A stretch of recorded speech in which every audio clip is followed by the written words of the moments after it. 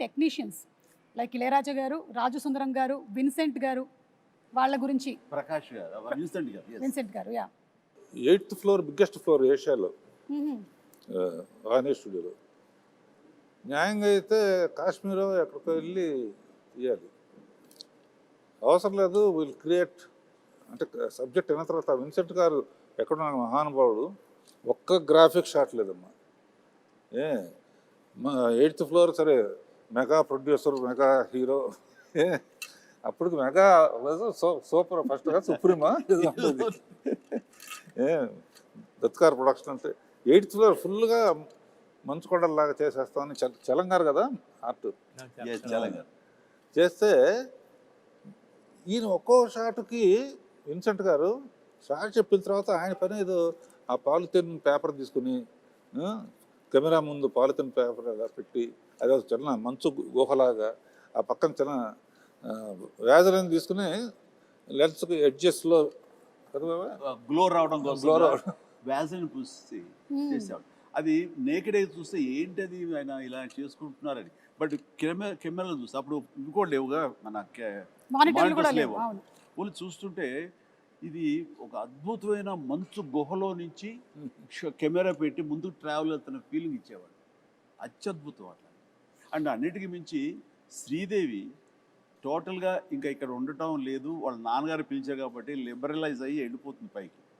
అది మేము పెట్టిన హట్ ఏదైతే ఉందో అది ఓపెన్ అయ్యి అందులోంచి ఆ అమ్మాయి పైకి వెళ్ళిపోవడం చూస్తుంటే, ఈ రోజుల్లో ఆ షాట్ తీయాలి అంటే ఎన్ని కోట్లు ఖర్చు అవుతుందో నాకు తెలియదు, కానీ దానికి ఆయన నో టైం, మార్నింగ్ స్టార్ట్ చేసి ఈవినింగ్ లోపలికి తీశారు. ఇప్పటికీ ఆ షాట్ అత్యద్భుతమైన షాట్. రేపు 9వ తారీఖు అందరూ చూస్తారు ఇది. అలాంటి కొన్ని విజువల్ వండర్స్ గ్రాఫిక్ లేకుండా చేసినవి ఎన్నో షాట్స్ ఉన్నాయి. Super sir. అలాగే రాజు సుందరం మాస్టర్ గురించి. ప్రభుదేవ సడన్గా ఒకసారి సుందర మాస్టర్కి అసిస్టెంట్గా వచ్చాడు ప్రభుదేవ. పని నుండి వెళ్ళాల్సి వస్తే అబ్బని తీని దెబ్బ కొట్టి ప్రభుదేవాన్ని పెట్టి మనం లైట్గా అవును, లైట్ మూమెంట్స్ ఉండాలని చెప్పి రిహార్సల్ చేసి ప్రభుదేవ ఫస్ట్ సాంగ్ అప్పని తీని దెబ్బ. అందరూ ఒకసారి వచ్చేట్టున్నారు, సుందరం మాస్టర్ వచ్చేట్టున్నారండి. బెంగళూరు రేస్ కోర్స్ దగ్గర ఆయన కనిపించాడు కదా, అప్పుడు లేడా? టోటల్ సాంగ్ లేదు, అక్కడ ఉన్నారు. ఫస్ట్ తోట ఉంది, అవును, అక్కడి నుంచి వెళ్ళిపోయారు ఆయన. Okay. Green house, green house, ఆ రెడ్ శారీ కట్టుకుని అక్కడ ఉన్నారు. ఎక్కడో ఒక కపుల్ ఆఫ్ డేస్ వచ్చేసాయని అబ్బాయికి ఇచ్చారు. వీడు చాలా బాగా చేశాడు. అంటే తన మీద నాకు చాలా నమ్మకం అండి. దీనికంటే ముందు లంకేశ్వరుడు అనే సినిమా, ఆ తర్వాత రాజా విక్రమార్క, ఈ సినిమాలప్పుడు తను చాలా చిన్న కుర్రాడు. నేను వాడిని నిశ్చితంగా చూస్తుంటే అద్భుతమైన టాలెంట్ అనిపించింది. వాడితోటి మనం చేయించుకుంటే మనం కొత్తగా కనబడతాం. అంటే old wine and new bottle అనిపించింది నాకు. ఎప్పుడు అలాగే చేస్తుండేవాడు, ముఖ్యంగా డ్యాన్సుల విషయంలో. అలా చేసిన తర్వాత సార్ అటు చిన్నవాడు సార్, వాడికి ఏం తెలుసు సార్ అని సుందరం మాస్టర్ అనేవాడు. లేదు మాస్టర్ వాడిని పెట్టండి అని చెప్పేసి, వాడికి వీసా కూడా రాని అంత చిన్నవాడు, 16 ఏళ్ల వయసు. అప్పుడు నేను మలేషియా తీసుకెళ్ళి ఒక సాంగ్ ఇచ్చాను, ఇది స్టువర్ట్పురం పోలీస్ స్టేషన్. అప్పుడు స్టార్ట్ అయింది. ఆ తర్వాత నుంచి 2-3 సినిమాలు ఇందా చెప్పానుగా, లంకేశ్వరుడు కానీ కానీ అయింది. ఆ తర్వాత ఇందులో ఇంకా అత్యద్భుతంగా చేశాను, కన్నడ మొగుడు చింపేశాడు. అట్లాగా అతని టాలెంట్ని ఫస్ట్ ఐడెంటిఫై చేసి ఎంకరేజ్ చేసింది. వాళ్ళ నాన్నగారు భయపడితే కూడా, సుందర మాస్టర్ భయపడితే కూడా నేను తనని ఎంకరేజ్ చేయడం జరిగింది. అందులో ఇంకా తర్వాత డైరెక్టర్ గారు వాళ్ళందరూ కూడా తనకి పుష్ ఇవ్వడంతో ఈ రోజున ప్రభుదేవ అంటే ఎక్కడో ఉన్నాడు. Dance is equal to Prabhudeva is equal to dance. అలా అయిపోయింది. Exactly. As a choreographer, director, hero ఎంతో ఎదిగాడు ఆయన కూడా. అంటే ఆ సినిమాలో అన్ని చాలా మంచి చెప్పుకుంటున్నాం, ఎన్ని కష్టాలు పడ్డానో చెప్పుకోవట్లేదు. ఏది చెప్పండి సార్. మలేరియా రావడం, హాస్పిటల్, అది ఆ కష్టం కాదు. అన్ఫర్గెటబుల్ మూమెంట్స్ లో కష్టాలు కూడా. అంటే నవంబరు డిసెంబర్లో ఊటీలో చలి ఎలా ఉంటుందో మీకు తెలుసు కదా. అంటే మేమంతా మార్చి వెళ్ళాం సార్, సో మాకు తెలియదు నవంబర్ డిసెంబర్ కదా. డిసెంబరును నవంబర్ వెళ్ళండి, గడగడగడ మ్యూజిక్ రికార్డింగ్ వాయించాల్సి వస్తుంది పళ్ళతోటి. అండ్ అలాంటిది మిడ్ నైట్ పైన బట్టలు లేకుండా చిన్న గోచి కట్టుకుని ఆంజనేయం వేషం వేసుకుని ఒక ఫైట్ సీక్వెన్స్ తీశారు. ఆ చలిలో ఆ వేషం వేసిన తర్వాత ఒంటి మీద పూనకంలాగా వచ్చి ఏ మాత్రం చలి లేదు, ఏమీ లేదు, అంత బాగా చూసుకున్నారు. వెంటనే వేడి దుప్పట్లు కప్పేసేవాళ్ళు, చేసేవాళ్ళు.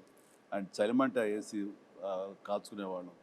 ఇట్ ఈస్ నైస్, అన్ని రకాల మంచి మంచి అసలు 35 ఏళ్ళు అయిందంటే అసలు నమ్మబుద్ధి అవట్లా. అన్ని కంటికి గుర్తున్నాయి. అదే నన్ను ముందు మాట. అంటే మీ ఎవరికి కూడా అంత ఏజ్ కూడా కాలేదండి, అది ప్రాబ్లం. నీలాగా. ఒక సుమకు తప్ప. రాఘవేంద్ర గారు, మీకేమైనా అన్ఫర్గెటబుల్ మూమెంట్స్ లేదంటే ఇలాంటి ఎక్స్పీరియన్సెస్ ఏమైనా ఉన్నాయా? ఇంకా ఒకటి గ్యారంటీగా చెప్పగలను, ఇలాంటి హిట్ మళ్ళీ రాదు. ఎన్ని పిక్చర్లని రావచ్చు కానీ.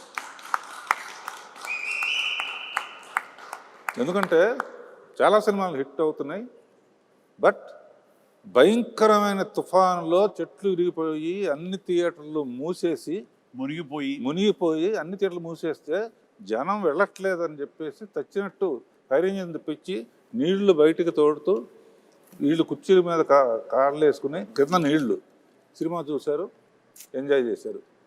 ఈ చరిత్ర మళ్ళీ ఇంతకన్నా ఎక్కువ డబ్బు రావచ్చు కానీ తుఫాన్ కూడా రావాలిగా. తుఫాన్ రావాలి. అదొకటే కాకుండా ఒక చోట శ్రీకాకుళంలో రాఘవేంద్రరావు ఎరగదీశారు. మా బాస్ని సూపర్ అని తీశారు. ఏ తమాషా ఏంటి, మా బాసుని ఎరగ తీసేశారు మీరు అని. నెక్స్ట్ ఏమన్నా సార్ మీకు విషయం తెలిసి చెప్పంటారా అంటుంది. ఏంటి ఈ సినిమా ఎవరైనా సరే 3 సార్లు చూడాలంటే అన్నాడు. 3 ఏంటి లెక్క, 2 అనొచ్చు లేదా 10 అనొచ్చు. 3 ఏంటి లెక్క అంటే ఒకసారి మా బాస్ చిరంజీవి గారికి వస్తుంది చూడాలండి, ఒకసారి శ్రీదేవి ఎట్లా చేస్తుందో చూడాలి, ఒకసారి ఇద్దరు కలిసి ఎట్లా చేస్తారో చూడాలి. ఆడియన్స్లోకి వెళ్తే కానీ అసలు ఆ విషయం తెలియదమ్మా మనకి. నిజంగా ఇప్పుడు ఆలోచించి రేపు రిలీజ్ అయిన తర్వాత పాట చూడు యమహో కానీ దాన్ని చూస్తే ఎవరితో ఎగ్జాక్ట్లీ వాడు అంటే ఇప్పుడు రిలీజ్ అయ్యి ఇక్కడే కూర్చుని వాళ్ళకి మాట్లాడటం కాదు, కామన్ మ్యాన్ ఏమనుకుంటున్నాడు. కామన్ మ్యాన్ హీరోని గుండెల్లో పెట్టుకు చూసుకుంటాడు. అందుకనే ఫస్ట్ చిరంజీవిని చూడాలి ఒకసారి, తర్వాత శ్రీదేవిని చూడాలి ఒకసారి, ఇద్దరిని కలిపి చూడాలి ఒకసారి. ఆ యాంగిల్లో రేపు రిలీజ్ అయిన తర్వాత సో జగదేక